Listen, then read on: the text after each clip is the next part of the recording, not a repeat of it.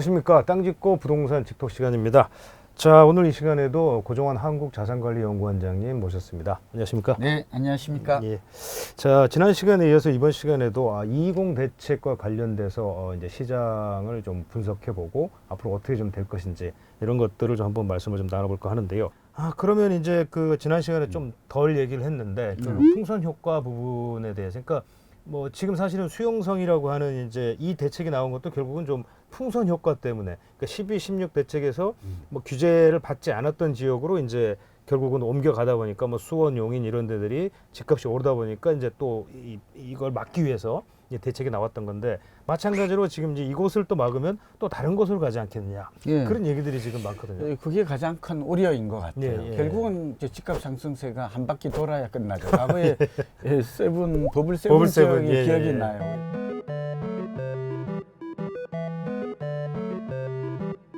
이번에도 그러니까 늘 패턴이 있어요. 상승 패턴이.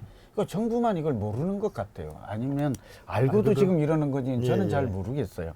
과거도 보면 늘 진원지라고 있죠. 그렇죠. 지진도 예, 예, 거기서 강남에 시작하고, 그게 그 다음에 이제 강북으로, 집값이 싼 동네로 그 다음 지역으로 가고 확산되고, 그다음에 이제 또 경기도로 규제를 가고. 또 더하면 규제를 피해서 옮겨가고 반사의 이익이죠. 그 다음에 이번에는 이제 다주택자 9억 원 이렇게 하다 보니까 이런 현상이 나타나는 건데, 과거에도 이 수도권 남부와 수도권 북부, 이번에 이제 인천이 빠졌습니다만 사실은 인천과 부천도 들썩이고 있어요. 송도도 꽤 많이 올랐어요. 저도 물론 추천을 했었죠. 송도도 뭐 GTX 호재도 있고 뭐 호재가 많으니까. 예, 그러니까 부천도 최근에 꽤 많이 올랐어요. 여러 가지 호재 때문에. 근데 이제 이번에 지정된 5군데, 수원하고 안양, 뭐 이제 의왕 이런 곳들인데, 사실 시흥도 지금 들썩거리고 있는 거거든요. 동탄도 내린다고 했는데 좀 거의 뭐 들썩거리고 있고. 거의 뭐 수도권 전역이 그냥 다 그러니까 들썩들썩한다고 봐야 수도권 되겠네. 남부가 끝나면 과거의 패턴을 얘기하는 게 패턴이 예, 중요하죠. 예, 예. 상승 패턴을 보면 이제 경기 북부로 가요. 이제 남았어요. 이제 요즘 이제 그래서 이게 한 바퀴가 다 돌아야 사이클이 상승이 마무리되더라. 이게 이제 10년 주기설에 따르면 적어도 이제 그래야 한 5, 6년 정도, 저는 지금 막바지 단계에 있다고 보여져요. 근데 지금이라도 정부가 효과적으로 타이밍 있게 적절하게 대응을 해야 되는데, 어차피 이대로 간다면 이제 220 대책에 이어서 다시 또 이제 봄 이사철 좀 끝날 무렵에는 다른 곳이 오르게 되면 또 20번째 또 대책이 나오고, 이런 현상 악순환은 계속 될 것으로 보입니다. 그러니까 지금 집값은 아무래도 5월 들어가야 잡힐 것 같아요.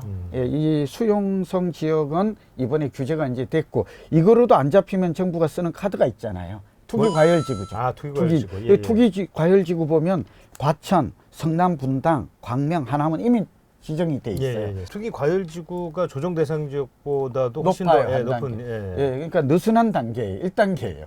그다음 2단계 투기 과열지구. 이것도 되면 투기 지역. 좀 복잡하죠. 이 개념은 앞에다 우리가 한번 설명했던 적이 있는데, 어쨌든 이렇게 좀 복잡하게 해놨는데, 그런 데다가 이제 분양가 상한제, 분상제 지역까지, 그러니까 4개가 있다고 생각하시면 돼요. 그러니까 이거는 첫 단계 지정이기 때문에 이제 끝났다 이리 보면 안 돼요. 이제 시작이다. 서울 같은 경우는 이제 좀 잠깐만 좀 뭐 보면은 강남 쪽은 실제로 좀 내리고 거래량이 있어요. 좀 떨어지고 많이 줄었어요. 거의 중개업. 제가 볼 때는 거의 거래가, 제가 좀 알아봤더니요.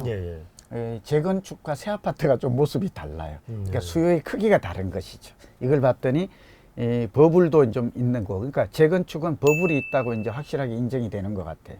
그런 데다가 매수 여러 가지 규제 때문에, 그러다 보니까 매수가 약화 둔화되어서 실종이 됐죠. 거래가 안 되고 있고, 음마 같은 경우도 잠실주공 5단지가 많이 우리가 인구에 해제됐잖아요. 막 22억 3억 가던 게 20억 이하에 나오고 있고, 잠실주공도 비슷한 상황이고요. 매수가 없어 거래가 안 되는데, 다만 중소형 새 아파트에는 크게 떨어지지 않고 있네요.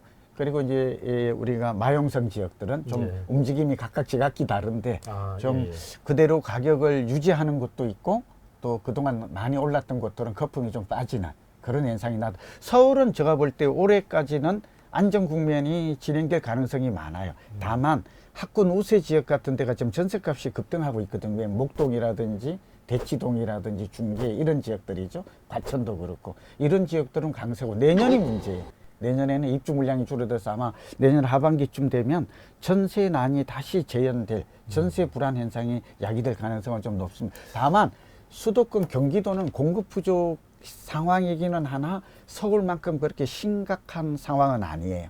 그럼에도 오른다는 것은 역시 공급 제3기 신도시의 공급이 이루어지기 전까지는 예. 이런 현상은 지속될 걸로 그러니까 보입니다. 결국 뭐 자연스럽게 좀 제가 좀 궁금했던 부분들 좀 말씀을 좀 해주셨는데, 네. 그러니까 지금 정부가 계속해서 19번째 대책, 뭐 이제 곧 20번째 대책이 나온다 그러는데 나올 것 같다 그러셨는데 이대로 가면 한 30번 채울 것 같죠.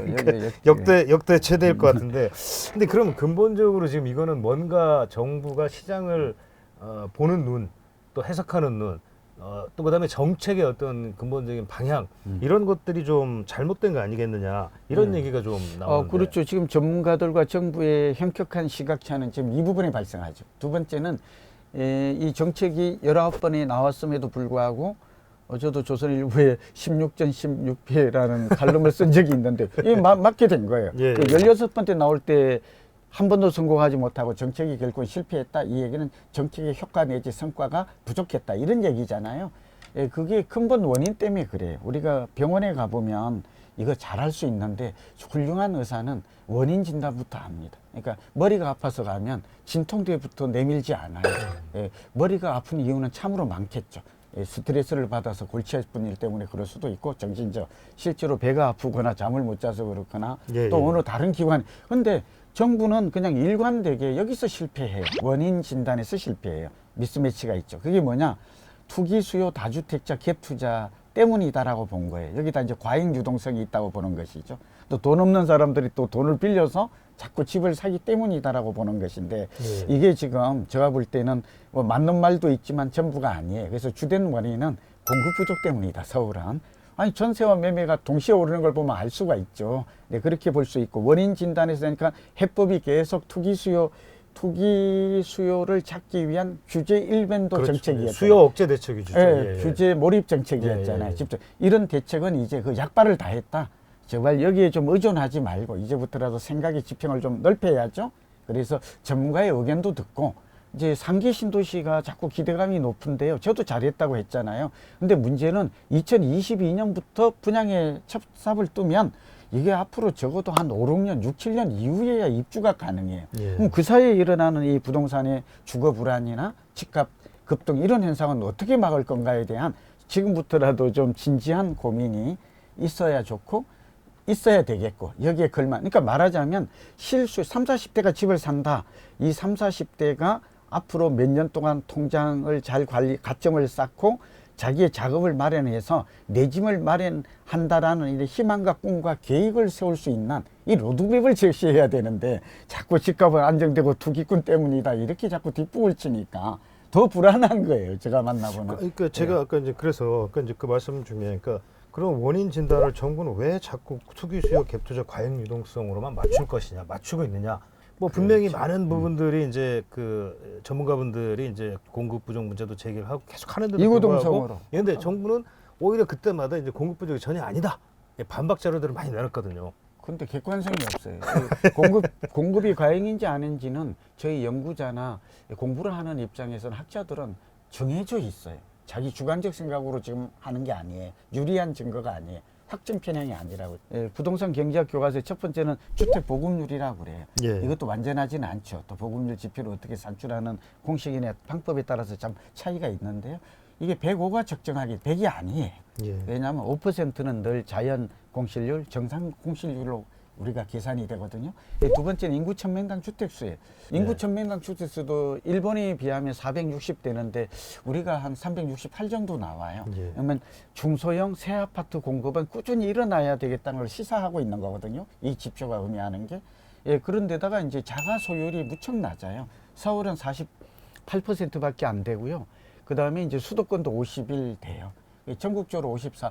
그러니까 미국이나 일본이 한 60에서 예. 65예요. 이걸 비추면 내 집 마련을 갖도록 이렇게 해주는 게 결국 주거 복지, 주거 안정을 꾀하는 가장 확실한 방법이다. 이런 걸 알 수가 있죠. 근데 우리는 이런 자가주택 촉진책을 폐지를 안 해요. 그 이유가 있을까요? 이거는 제가 좀 화나는 얘기인데 이 대표님 우리 어떤 정부도 진보든 보수든 간에 서민의 주거를 진심으로 고민하고 거기에 따른 효과적인 대책을 낸 정부는 진짜 아무도 없어요. 말만 해요. 오로지 표만 겨냥하는 게. 이거 아무 관심이 없어요. 근데 이제 이렇게 오를 때 되면 이제 이렇게 하는 거거든요. 그래서 이걸 종합하면 공급이 수도권은 부족 맞고 언제까지 오를까요? 2030년까지. 서울은 2040년까지. 그러니까 집 없는 분들은 좀 억울하고 안타깝습니다. 우리 땅 짓고 보시면서 깨달아야 돼요. 그러니까 근데 이렇게 저희가 또 얘기를 하면 아이고 또 뭐 집값 부추기려고 저러네 이렇게 또 몰아가거든요. 뭐 그거는 그렇게 뭐 그리고 아까 말씀 중에 정부는 왜 이렇게 눈을 감고 알면서도 모른 척 저는 그렇게 보아져요. 그게 데이터가 이제 분명히 있을 이념이고 텐데. 예. 자, 그렇다면 뭐 정부가 지금이라도 아까 이제 또 말씀을 하셨지만 좀 궤도 수정을 좀 해야 되는 거 아니냐. 네. 예, 지금이라도 그런 얘기가 나오는데 과연 궤도 수정이 될까요? 저는 뭐 궤도 수정은 좀 어려울 것 같고요. 이미 20분까지 했기 때문에 가까이 이제 나왔기 때문에 계속 거의 이게 일관성, 그러니까 늘 일관성을 얘기하죠. 그렇죠. 이제 시각을 좀 바꾸면 결국은 정책 당국의 입장에서는 실패를 자인한 꼴이 그렇죠. 되죠. 예, 예. 지금이라도 선진국을 그대로 저는 따라하기. 본보기가 참 좋을 것 같아요. 잠깐 소개할게요. 예, 예. 아, 정부 좋습니다. 당국자가 예, 예. 좀 들었으면 좋겠어요. 네, 네, 네, 네. 이게 뭐냐면 일단 그 말씀을 한번 뭐 오늘 마무리를 하시면 될 것 같아요. 우리보다 1, 20년, 2, 30년 전에 우리와 똑같이 대도시에 수도에 그때 월세와 집값 이런 주택난을 문제, 겪었던 예, 나라들이 많아요. 미국도 그렇고 영국도 그렇고 독일도 마찬가지였어요. 일본도 같고요. 근데 해법을 보았더니 너무 단순해요. 딱 세 가지예요. 하나는 무주택자에 대해서는 그러니까 자기의 능력으로 절대 자가주택을 할 수 없는 사람에 대해서는 공공임대주택을 한 20% 가량 우리도 지금 도저히 빈민이라고 말하죠. 주거 취약계층이 그렇죠. 15% 돼요. 예, 예. 이 사람들에 대해서는 이거는 묻지도 따지지도 말고 국가가 해야 돼. 의무예요. 그렇죠. 의무죠. 이건 의무. 선심이 아니에요. 예, 내가 예, 대통령이 되면 해주겠다가 아니라 예, 예. 외국은 그렇게 했어요. 그래서 이 문제를 해결해서 이게 최극빈층은 주거 문제에 아무도 고민을 하지 않아요. 왜냐하면 국가가 책임을 져주기 때문에 내 집 문제 때문에 난민이 되지는 않아요. 근데 우리는 난민이 너무 많죠. 주거 난민이죠. 갈 예. 곳이 없죠. 이게 지금 굉장히 불행한 이고 두 번째는 선진국은 아주 좋은 게 자가주택 촉진책, 권장책을 펴요. 무슨 얘기일까요? 우리도 그렇게 가야 돼요. 내 소득은 있고 젊었는데 내가 앞으로 미래 소득은 있거든. 근데 지금 목돈은 없거든. 집은 가지고 싶거든. 가정의 행복을 위해서 그런 사람에 대해서는 80에서 100%까지 믿고 국가가 대출 규제를 하는 게 풀어줘요. 집 한 채인 사람에 대해서는. 일주택. 왜냐하면 집을 예. 싱가포르처럼 공짜로 주지는 못할 망정 네 힘으로 그럼 천천히 갚아라. 그 다음에 세 번째가 뭐냐. 나머지 고가주택이 있죠.